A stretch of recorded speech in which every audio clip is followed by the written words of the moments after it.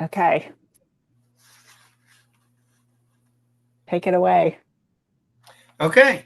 Good afternoon. I'm Jonathan Flora, the chair of the Yolo County Fire Safe Council. Welcome to the August 27th meeting of the Yolo County Fire Safe Council. We have the agenda displayed on screen, and the second item is an action where we need a motion and a second to approve this agenda, unless anybody needs to suggest a urgent matter that needs to be added to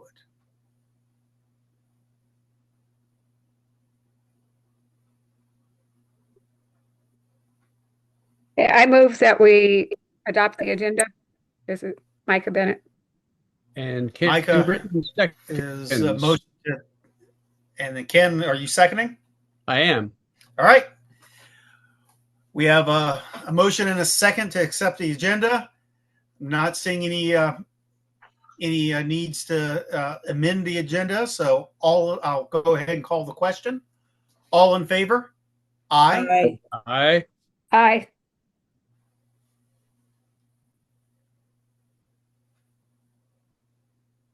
Okay. Any opposed? Come off mute. Nay.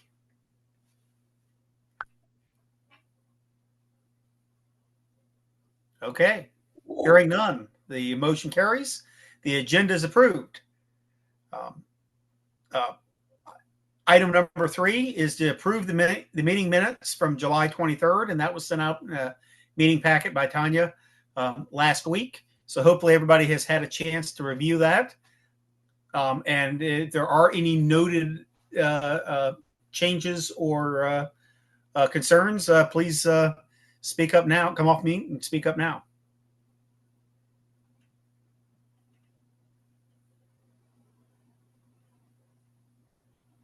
Hearing no one clamoring, if not, we'll entertain a motion and second to pass the minutes, approve the minutes.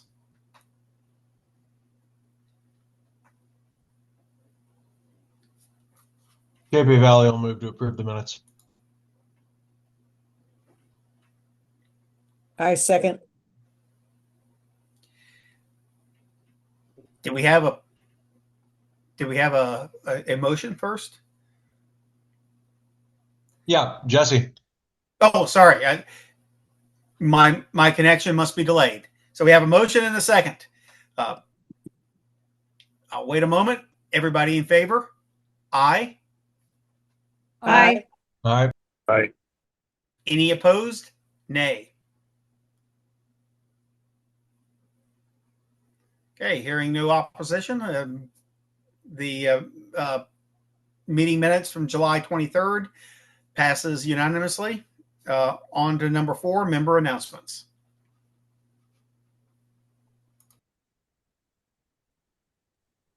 Oh, I'll do one. I just wanted to thank RCD. They're giving me a hand trying to get County Road 40 cleared and accessible for emergency traffic up there.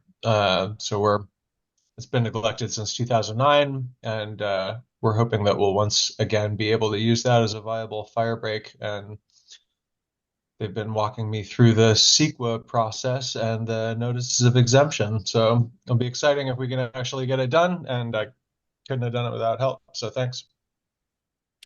Thank you.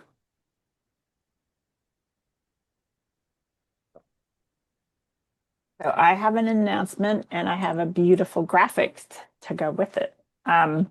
So I think I mentioned last month that we are planning a grazing school for people interested in starting a grazing cooperative. And we have a few that are starting, and we'll talk about that later. We don't have a location yet, but we should have it by Friday afternoon when we go check out a site. It's basically going to be some basic animal husbandry, a little bit about the actual prescribed grazing, what these are small ruminants, so sheep and goats, and what they might need. We'll do a little hands-on hoof trimming, inoculations, and just how to assess their health. So it'll be on a Saturday, the 27th of September.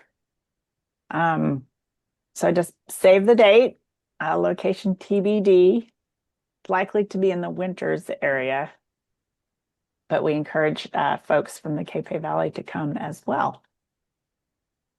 But that is my announcement.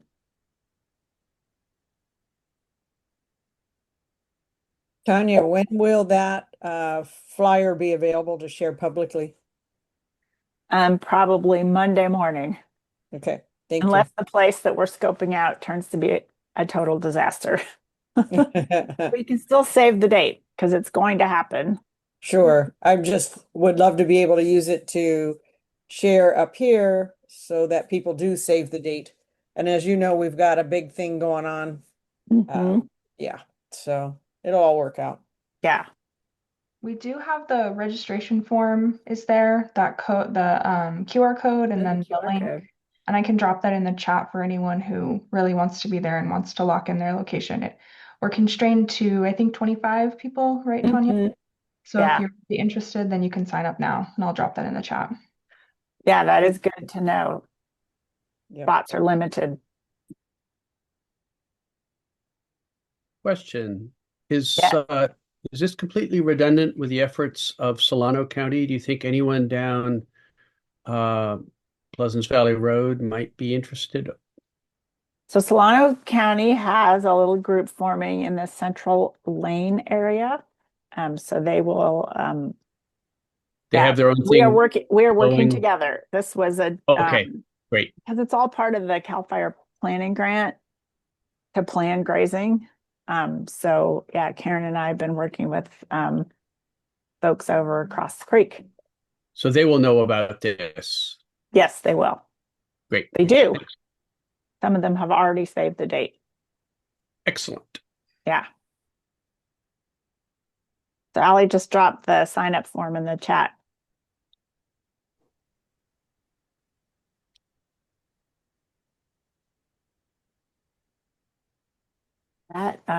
That's my announcement.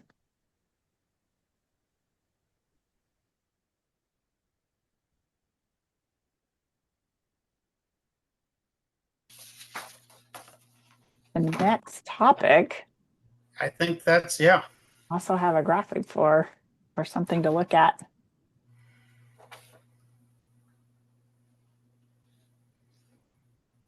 Is a letter of support.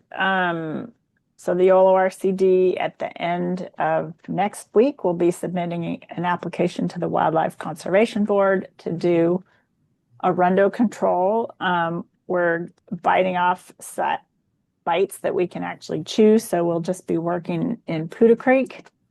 We've already worked in Upper Poudre Creek, meaning from the Monticello Dam to 505. So this will be downstream of there, which is admittedly not a high fire severity zone.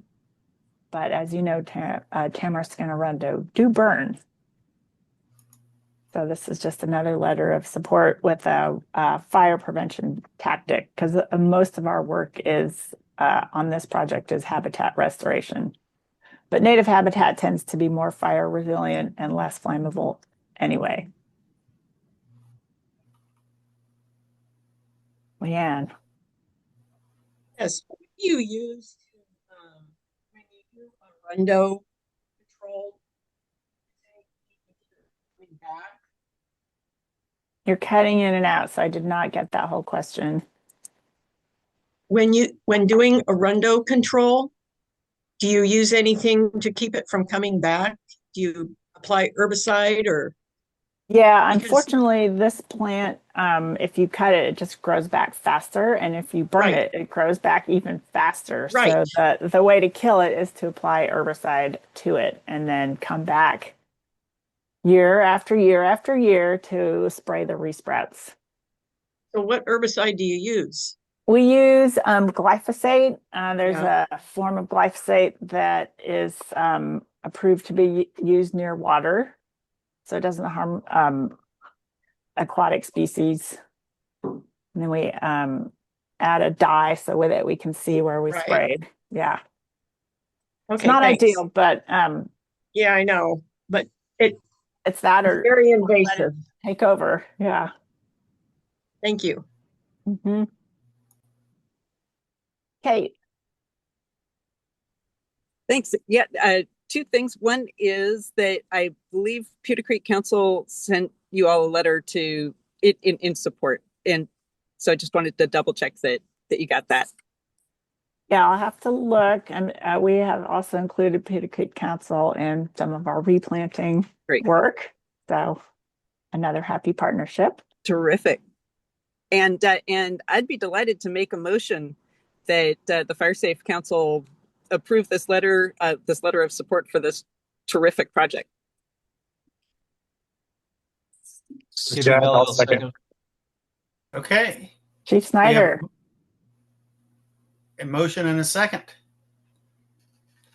Any more discussion?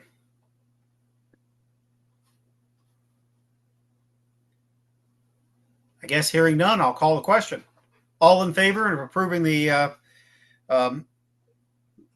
letter of support for the Yolo County RCD's application to the Wildlife Conservation Board to continue the Arundel control work in Prudhoe Creek from 505 to Yolo Bypass.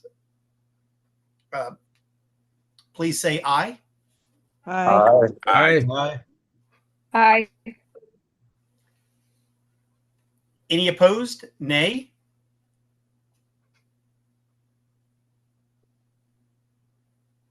Okay, hearing none, motion carries. Excellent. Thank you. Now on Right. to the regular reports. Back Regular to you, reports. So CAL FIRE is not here at this meeting. I think they're kind of busy putting out the picket fire. So no report from CAL FIRE today. I don't see Christopher from OES here, but we checked in last week and they don't have anything to report either. So nothing has happened between now and then. So that goes on to our RCD reports. So I am going to pull up my map, and we'll just start at the top and work our way down. So as I showed last month, some pictures from this work, which is completed. That's the Rumsey Canyon work. And then we're also working on some fuels work along Highway 16 down in Gwenda. And I have a bunch of before and after pictures, which is my favorite thing to do, as you guys know. My pictures. So this is right before Gwenda, and you've seen different pictures because we've been working with the Delta crew, which, as you know, we get once a month. They're scheduled to come back September 3rd, wildfires notwithstanding. But in, I think this was August 5th that they were, it was August 4th that they were out there. They worked primarily on the road or right next to the road. We had traffic control from Caltrans and we had the chipper on the road. So at the top we have before and at the bottom we have after pictures. We can actually see through. There are some big trees that are still there. So when they come out next time, whenever that is, they're going to go back into the grove and take down a bunch of smaller trees now that you can actually see them. Because before you couldn't walk through there very easily. So yeah, just some before and after pictures from that. Yeah, it was nice to have traffic control and have the chipper on the road and just like cut and just put it right in and get those wood chips to a happy organic farmer up the road. So that is it for that. Yeah, I think one more day should wrap that project up for our part of it. So I also in the upcoming projects, we're still waiting for approval from Caltrans to continue our shaded fuel break work along Highway 128 up in the Inner Dam Reach outside of Winters. And back to the map. So if you recall last meeting, you guys had said go ahead and investigate some new projects. Again, roadside work. So here we are back in South Rumsey. And this was one of the first projects that was submitted to the CWPP. I don't know if folks remember, we had a little online survey. This scraggly bunch of, I don't know if they're cypress or juniper right along here. Just limbing those up, thinning them out. So we have landowner agreements for that site. So if you all are willing, then I can go ahead and have an estimate for that work to be done in that area. Compared to some of the other projects, it's pretty small, it's pretty short, but worthwhile since those trees are super flammable and right next to the highway. So if they were on fire, you would be in a pickle getting past them. So continue forward on that. I'll get an estimate from our local folks or put out an RFP, but probably it's a small enough job that we don't need to do an RFP. So this would be another shaded fuel break rather than taking those trees out completely? Probably, yeah. Okay. Yeah, I haven't walked the site. I just drive past it. I went, I've been looking at it for years. So yeah, likely not just mow them all down. Yeah. Unless the landowners want them all mowed down. But that would be part of the next step. Like how extensive is this project going to be? It's a pretty short distance.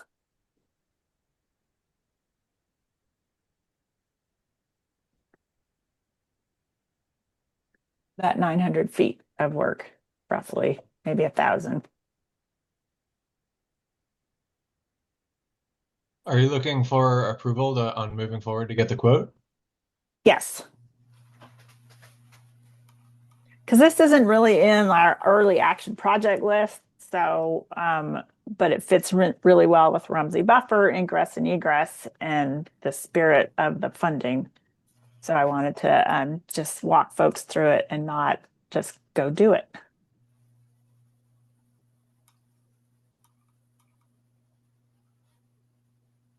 I'm totally into it, but also I am totally into anything that makes the Cape Valley more navigable and safer. So, I mean, I'll make the motion and hopefully someone not from the Cape Valley would second it. This is Elaine. I'll second. Okay. Yeah, it's not really a regular action item. I guess I need a dollar amount, but I didn't want to just go through all the steps of getting landowner agreements and estimates before I got your approval. So next time there'll be an action item with a dollar amount attached for you guys to approve. Cool. Hopefully hopefully that's not too awkward. And then there's another project just like this in a different area with different invasive scrubby plants down, and I again mentioned this last month. This is in Golden Bear. So I've been working on getting access across the PG&E property, which is now sold to some nameless entity. So we're just going to so the original evac location from Golden Bear is off Encina and out into this vineyard. This little corner here is quite shrubby and scruffy. This area is eucalyptus, and the landowner has been doing some clearing underneath, but there's still a bunch of spindly little trees that can come out. And then this is kind of a brushy, scrubby area of pines and bushes and I don't know what. So talk to the landowner, they're into it. They haven't gotten me their signed agreement yet. But that's another one I'd like to price out and have you guys approve if it's not too insanely expensive. So that's an evacuation route. And you know how I feel about eucalyptus, so I motion that we approve getting an estimate. Keep going on that one. Okay. I Awesome. would second that Tanya, eagerly. did you want to approve these? You haven't taken a vote. Correct. This is not an action item. It's Oh, more okay. like, should I keep moving forward with this? Next meeting, we'll have a dollar amount for you guys to Okay. Okay. on, and Got then it. we'll pick a pot of money for it to come out of, and then we'll get it done. Mhm. And then I'm also, our fire chiefs has been pretty busy, but Chief Snyder and I are still going back and forth on picking a time to go scope around and look at other projects in the West Winters area. Other updates, which was in the coordinator report, is that we got the request for proposals out to install our large wildfire awareness signs. Allie's working on the permitting process through the county. So we hope to have, I think those are due mid-September, the proposals, and then we'll get those. The signs are already made. We just have to have somebody install them so they're big and tall and solid and everyone can see them. So that, and then another fire project, as I mentioned earlier. So a reminder, in May, we had a great meeting about grazing cooperatives in winters, which sparked a group in Solano County to get together with a bunch of landowners. And then we had a small meeting with some folks in Golden Bear. And so they're thinking about it. And 2 or 3 people is a cooperative. So think big, start small.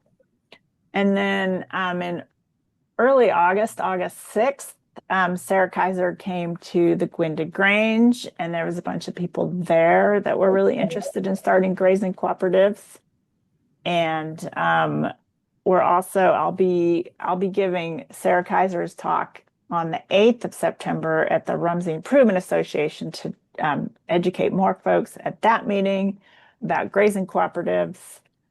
And then Moira did some organizational research, pulling people together in the Gwynda area. And Moira, would you mind giving us a little update on what you guys are coordinating up there?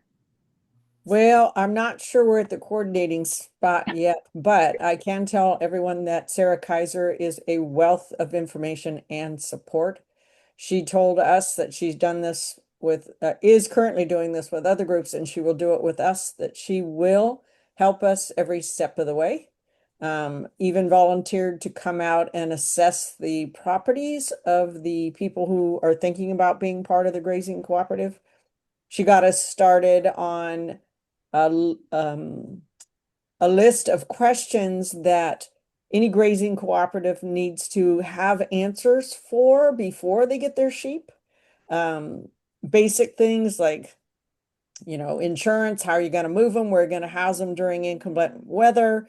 What variety you're getting and why, which variety is better than another. And that varies with the properties involved. How much money is everybody putting in at the beginning? How much is feed going to cost you? So a ton of questions you've got to answer as a group and agree to those answers before you get your animals, so that there is no last minute, oh my God, you mean to tell me it's going to cost $700 to do this? And there's as few surprises as possible. There are also other cooperatives that she's helped start who have volunteered to make all their standard information available. Copies of their expenses literally from each year that they've already been in place, etc. They just want to help everybody not have to reinvent the wheel, and they want you to have information before you get into it and eliminate as many surprises as possible. We had our first meeting last night, and there were a lot of great questions that people had. So we've added them to our list of things we have to decide before we move forward. A lot of great questions. and some practical ones too. Something as simple as how are we going to protect the livestock from our native local mountain lions, and if that means we're getting guardian dogs, how do you coexist with guardian dogs on your property when you have pet dogs or working dogs who don't like having other dogs on the property? So things like that. So we're still at the very, very beginning of even deciding if we're going to be a cooperative. I think that's a given. There will be one, but who's going to be in it? Who wants to be involved? Awesome. Thank you for that update. And as you're talking, I'm wondering, we have not had a guest speaker for a while, so it might be fun to have Sarah give a short presentation to this group so that everybody who regularly attends these meetings can go out and spread the word on grazing cooperatives for fuels reduction. Does that sound like something folks would be interested in? Sure. We've been taking it straight to the community, where the cooperatives would be. But education is always good. Oh yeah. Okay, I bet she would be into that. Got to get on her calendar. She's pretty darn busy. Yeah, she is. She is. And we also, she had started off, she has funding from another program, but I'm also going to be adding her to our CAL FIRE planning grant as a consultant to get our grazing going. So we will retain her services officially. Excellent. Going forward. Yeah. So thank you for that. That's definitely the on the ground update on grazing planning. So I also want to take this opportunity to introduce our new project assistant, another fabulous addition to the Yolo RCD staff. Luis Corona comes to us from the city of Davis, where he was working with the open space lands management manager, who also the RCD works closely with Davis on their open space areas. And he's helping me with the Oak Woodland project, which is oak woodland health. It's not necessarily fuels reduction, but a resilient or a healthy oak woodland is also resilient to wildfire. So I'm going to let Luis give us a little update on that since it's happening in your area. Good afternoon, everyone. Happy to be here. It's a really small update, but we are excited to report that it is progressing. We have started reaching out to landowners in the Cape Valley to start setting up site visits. We have an online form that folks have filled out if they're interested. We've got 3 landowners out there. We've got one that's already set a date, so late September, September 24th. We're hoping to meet with them and along with our registered forester, Robert Galliano, who's helping us with the management plans. So we're going to hopefully get another 2 signed on for that day or around then, and we'll be up in that area getting this ball rolling. Thank you. And if Allie or Luis, if you have the link handy to the interest form, maybe you could put that in the chat, because I'm not sure exactly where it is. Quick. Thank you, Allie. Are you raising your hand, Maura? Yes, you are. Yes. Luis, how was the outreach accomplished with the community members in the Cape Valley? That's a good question. That actually predated me, so I'm not entirely sure. I've been collating the information as it's trickled in, but I don't know how we reached out. Allie might be able to answer that. Okay. I don't actually remember. Oh my gosh, so many ways. It came through my email lists. I believe it's part of our fire programs. We did a little mailer. And I think there was something in the Valley Voice. Okay. So, and of course, it's also on our website. Yeah, so it's just been through our regular channels and maybe some social media posts as well. At least one social media post, probably 2 or 3. Okay. Have you not heard about it? I don't have any oak trees, so if I did see it, Right. I would have ignored it. You would have just ignored it. Yeah. Someday, Moira, you will have beautiful oak trees. Well, I got little bitty You've got baby. lots of babies, yeah, and they Yep. grow fast if they're Yep. happy. So thank you, Luis. So now this could be an action item, actually, now that I'm looking at it, but I had a farmer reach out to me and Jonathan. Well, first, looking at our map,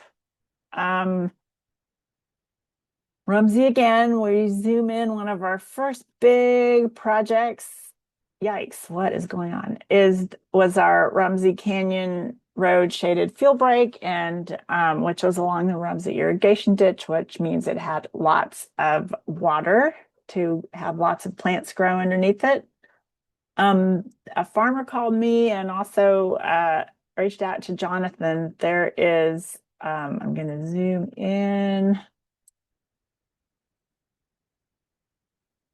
off this project layer. Yeah, right here, there's a little bridge that goes over this little waterway here. And then there's a structure, I can't recall what it's called, that diverts some water. And there's an oak tree that is leaning. So it's going to fall on our fuels reduction project, the road, possibly some power lines, and maybe the bridge. So Jonathan took some pictures. Can you guys all see my screen still? Lots going on. So Showing the there's, map at the moment. pardon? About the moment, I just see the map, Oh, no kidding. Okay. which wasn't zoomed in too far either, but that's Oh, man. I can see the tree. Oh, it. interesting. Okay. All right. I'm resharing. It could be my computer slow, which is the conclusion I Oh, am that's now true. drawing. You are yeah, you're on your valley. So anyway, so here's this oak tree leaning. The Rumsey Irrigation District had an arborist come look at it who said, yeah, it's probably going to fall. We should take it out before it damages all this stuff. Oh yeah, you can kind of see this. It. What Yeah, is that infrastructure called? I'm just siphon. having, yes, the siphon there. And then there's another photo more from a distance. Doesn't look quite as bad from there. But there's the guardrail that it could hit. And then there it is leaning again. So I was asked if we could pay for it, and I said, let me check with the Fire Safe Council. And then Jonathan had suggested to me earlier about maybe covering part of it. And the quote they got was $10,000 to take the tree out, which Wow. seems that was That's a a guess, but shocker. that does seem like a lot, doesn't it? Yes. Could I ask a question here? Yes. Which is an arborist might have a little bit of a economic incentive on making a judgment that the tree needs to go out. And I wonder if you shouldn't get someone, a real expert in blue oaks, say from UC Davis or someplace, to look at it and evaluate the tree, because you see a lot of these oaks leaning pretty hard for decades. There are a number of them up in the Bobcat Ranch, which look like this next to creeks, and they've been there forever. That one looks like a beautiful, healthy tree, probably has a taproot that goes down 100 feet. It might be fine for more decades. So maybe we should get a second opinion from someone who doesn't stand to make $10,000 off the job. That is an excellent point. It apparently used to be straight and it's now leaning. So that's what it wasn't always like this. This is a recent lean. And it's Okay, also then it's a valley oak. Yeah, okay. I don't know those Yeah. as well. Yeah. Yeah. Yeah, so So I all mean good they can points. also lean. Yeah. But All good points, but still, it seems like a second opinion might be useful when you're talking about that amount of money. agreed. And I also, you recall a few months ago we had the PG&E vegetation folks on. I was going to reach out to can't remember the name of that guy, and just say, hey, this tree might fall on power lines and maybe they can lighten the top of it because they don't like to take whole trees out either. Is there any reason why it's costing It $10,000? does seem like a lot, doesn't it? That As soon as seems ridiculous. yeah. So maybe we It's can get a second opinion on that too. Yeah. And a third. the estimate was $2,500 or a day, or $2,400 a day, 4 to 5 days Good to grief. bring it Okay. down, just because of the span of the large limbs, and it's over all that. It's over a creek. There's actually easier access coming in from the field, so there is access. But the big concern was what will happen if the root ball damage, if that will damage the concrete structure that is immediately adjacent to it, filled in with a limb that had just recently fallen in that picture. Yeah, so there's a lot of infrastructure issues, but for our purposes, it's going to add to the flammable fuels if it goes over. So, okay, so everyone agrees second opinion before we. Yes. Okay, okay, um, okay. So the next item 2 is a grant update, and the RCD led by Allie is working on a grant to apply for individual defensible space projects. So Sivera is doing amazing work with a few seniors/disabled folks, and this would expand that and also pull in Winters area. Folks needed defensible space assistance around West Winters. So we are working on that. And we Tanya, have, if I could clarify something real quick, you just yes, said you said something about that would expand, implying that would expand what Sivera is doing. It wouldn't expand what no, we're doing. it would expand the add on defensible to- space Yeah, services to people. right. Since you guys are a group of volunteers, you can't go around doing defensible space for everybody. So this would hire a contractor, just like Pleasance Valley did, actually. The Pleasance Valley Fire Safe Council, I think they were able to do 10 or 15 places. So at no cost to the landowners. So ours would be a cost share. And we're working on that. Kind of fills a gap. Like we're doing a lot of community work and roads, ingress and egress. But when folks call us up and say, I need help, we can't help them. So that is in process. Allie, I'm going to turn it over to you. And if there's anything you want to add on your work on that. Oh, Leanne. Yes. Question. Yeah. Where are you getting your money for this defensible space for individuals?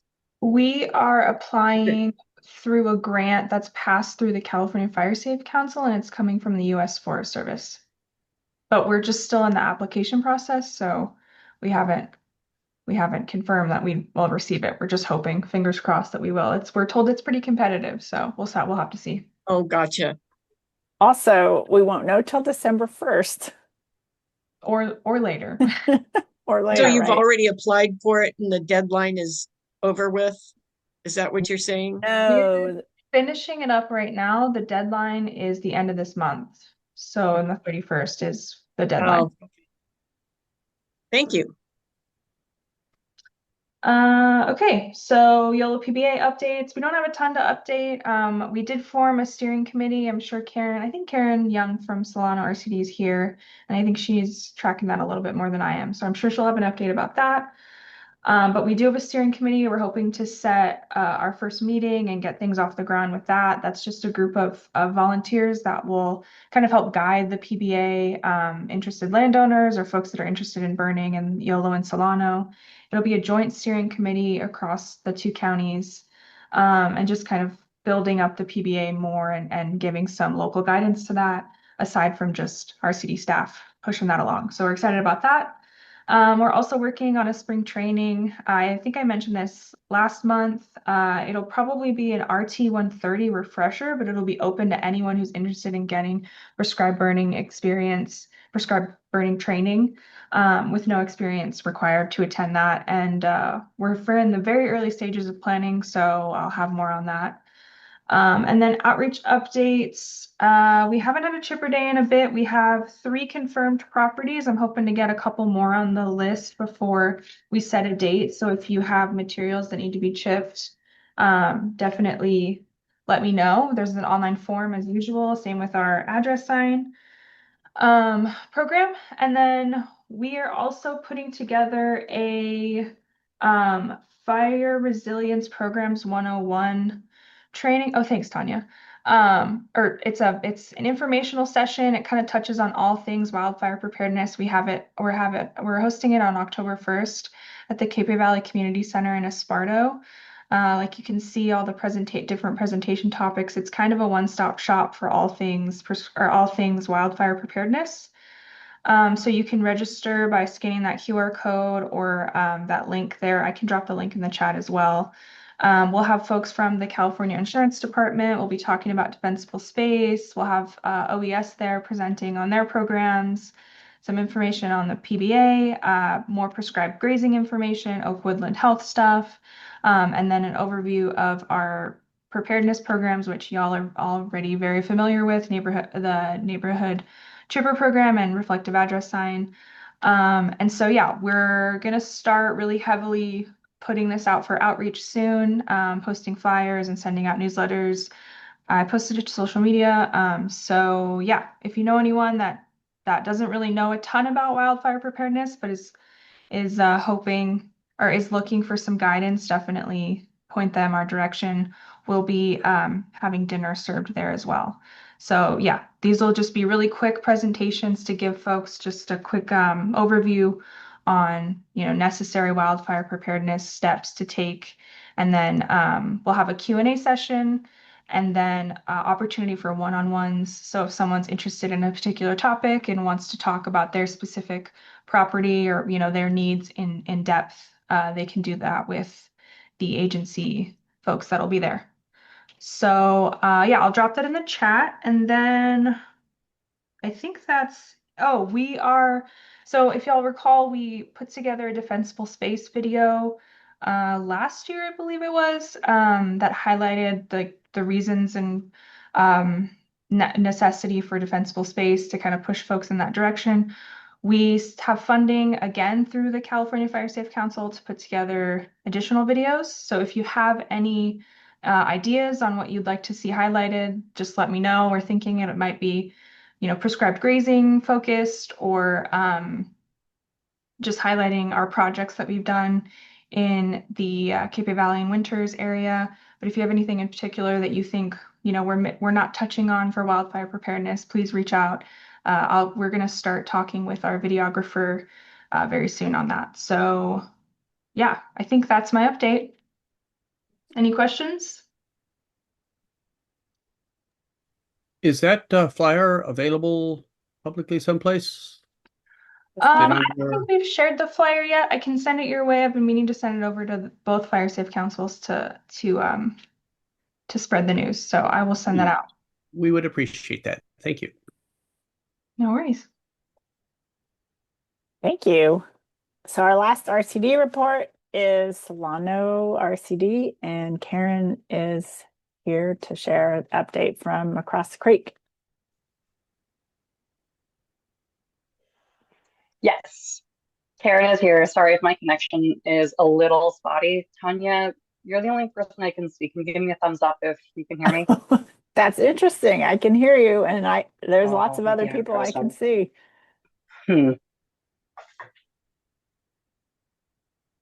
Yeah, you're freezing it. Maybe you should turn your screen off for better. Can you hear me? Yes. Okay, I'll try this.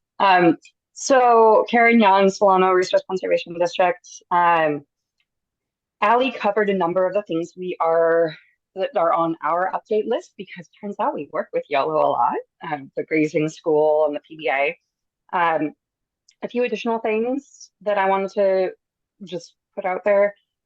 We did work with the with Yolo County RC and the Fire Safe Council to put together that CAL FIRE wildfire prevention grant proposal that did get submitted since the last Fire Safe Council meeting. So we will hear back on that at some point. Solano RCD is working on putting the finishing touches on our biochar kiln loan program. So this is a device that the RCD acquired to make available to landowners who would like to convert their defensible space and home hardening biomass into a valuable soil amendment. We will be making this available in both Solano County and Yolo County is the plan. At the moment in Yolo County, most of the places where it would be usable would probably be subject to the LMU burn suspension, but keep an eye out for a flyer coming soon to go over how you can request the use of this tool. We'll also be putting out some updates about that after we do our upcoming test usages. Last few things. We participated with Yolo County RCD staff in a qualified entity defensible space assessment training. So that's to get staff from both RCDs, right. And there were also a number of Fire Safe Council and NAPA partners at this training. So get folks trained up to use CAL FIRE's defensible space assessment platform. So that allows us to use their GIS assessment tool to conduct voluntary, non-regulatory, educational only assessments.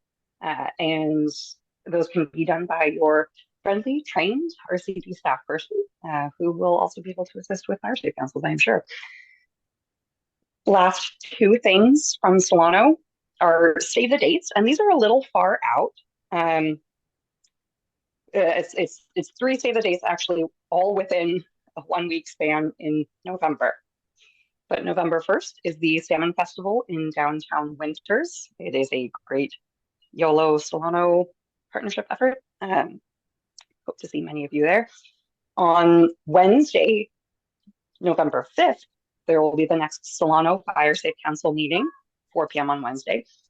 And then on the following Saturday, November 8th, will be the Solano Resource Conservation District plant sale. We are going to be holding it at Solano Brewing Company this year.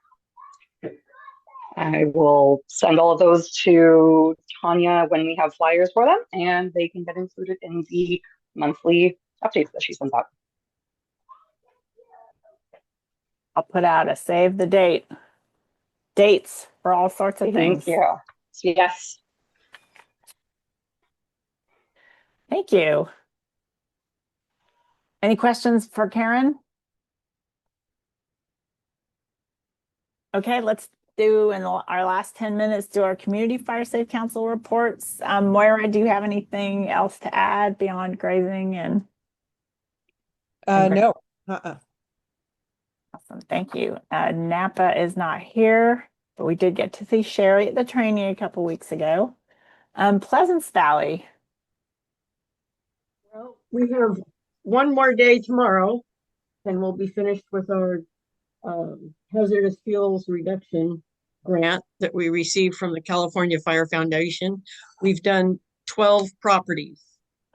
And I also wanted to mention to you that I tuned in the little blurb about the You're cutting in and out again.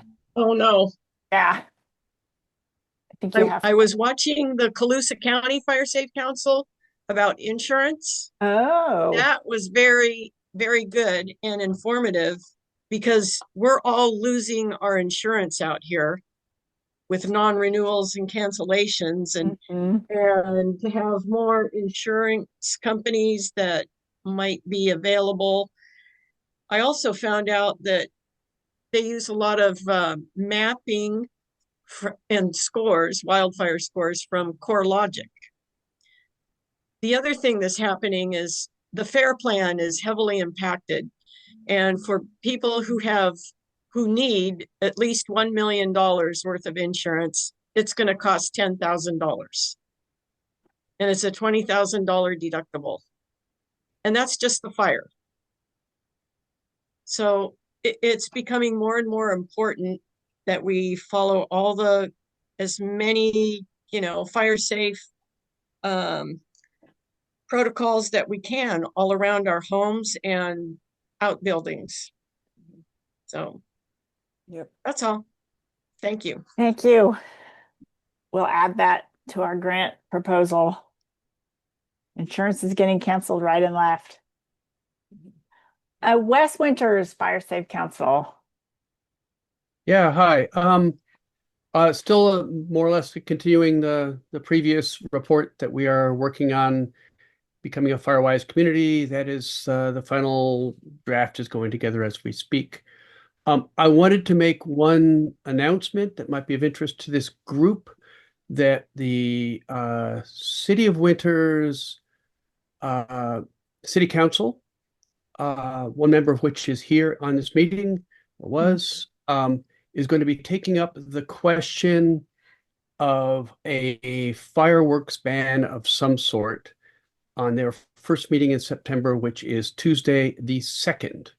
So if anyone wants to come, chime in, has an interest in that, I'm sure the council would be happy to give you 3 minutes of my microphone time. And that's it. Awesome. Thank you. Yes, hopefully that'll be, safety will prevail. Chief Snyder, did you have anything to add to that? You might know more specifically what's on the agenda. It hasn't dropped yet. Yeah, good afternoon. So what's being proposed on the agenda is just a conversation to start of whether or not the city will be considering banning safe and sane fireworks. And so that includes the sales, the use.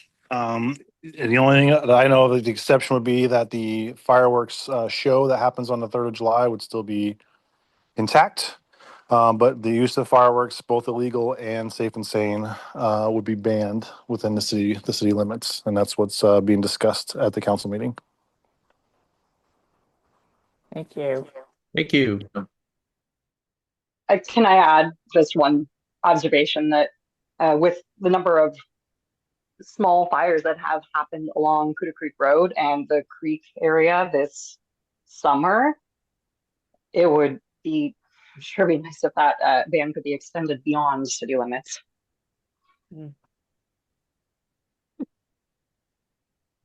I don't believe the city has jurisdiction to do that, so I think that couldn't be added to that. That might be something that we would want to take up with County Board of Supervisors at some point. This group might be the perfect group to talk about that. Maybe we put on a future agenda.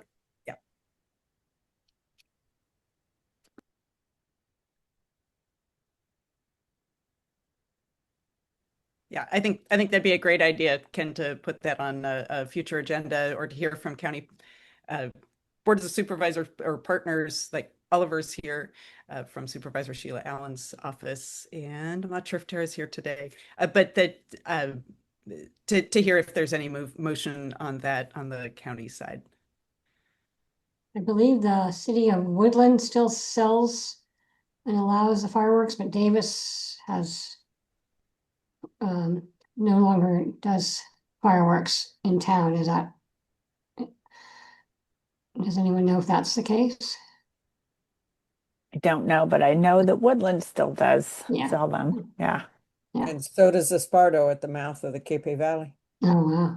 So I believe Davis is the only city in the county that has banned the safe and sane. Everybody else is still legal to sell. It's a huge fundraiser for Little League and swim team in winter. So that's that's something that needs to be resolved. I mean, they raise tens of thousands of dollars selling this stuff. So, and we've been, the council's been encouraging them to, look at other options, but we haven't actually had a real formal discussion about actually saying we're done with this. So.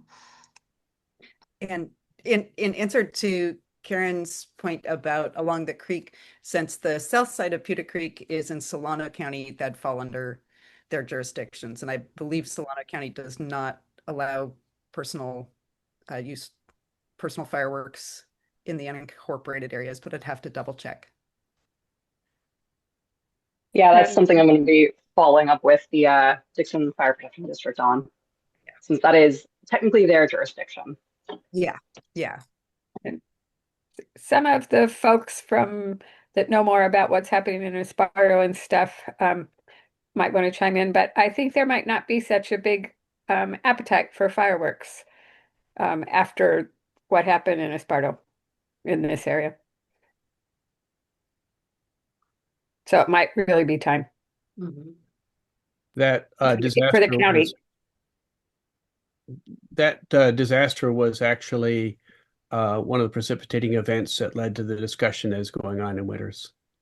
It's not that far away. We all saw it. Yeah. I mean, and I had a person up here who told me that they loved fireworks. They'd even almost gone to fireworks school, and they never want to see another firework again. They lived in Esparto.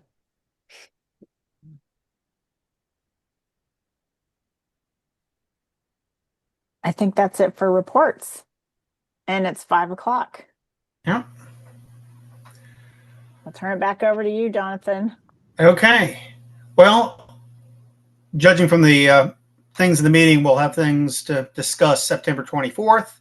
So I believe we'll go ahead and schedule the date for our usual date and time of Wednesday, September 24th. I'm looking for a motion and a second to adjourn the meeting.